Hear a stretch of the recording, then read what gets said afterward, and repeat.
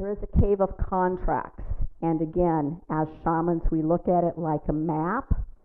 So that cave of contracts, we then understand because we're able to ask questions. When you do psychedelic work, as long as it's not a huge heroic dose, most of the time you're able to ask questions as things present themselves. So it's like the interview that we just had where Hannah said, then I'm able to ask questions, I'm able to be curious for whatever scary pops up. It's the same with contracts. So why did this happen to me? Fill in the blank, X, Y, Z.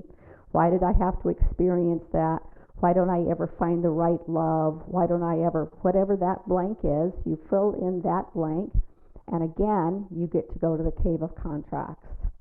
The cave of contracts, again, allows you to not necessarily see the written contract, but it allows you to have an understanding about why you've had to experience or be in the place that you're at currently.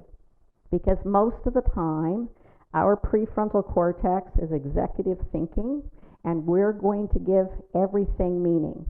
So if I say the word to you, snurfenurfagus, your brain is going to try to open a file and figure out what snurfenurfagus means.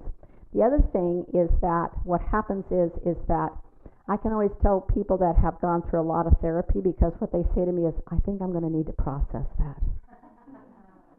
And I think to myself, okay, how many, and how long have you been processing it? Oh, 10, 15 years now, okay. How many therapists have you been to? Oh, I don't know, 5, 6, 7. So what happens then is that we have a drip, drip, drip, drip of constant information that comes to us. What happens when you, again, bypass that into the subconscious and actually do this work, the entheogen helps you do that.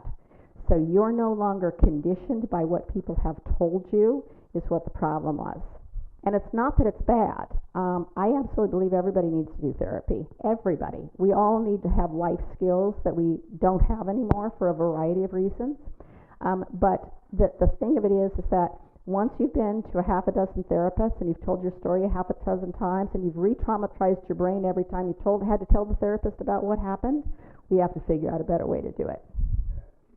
That's the thing. We have to figure out a better way to do it.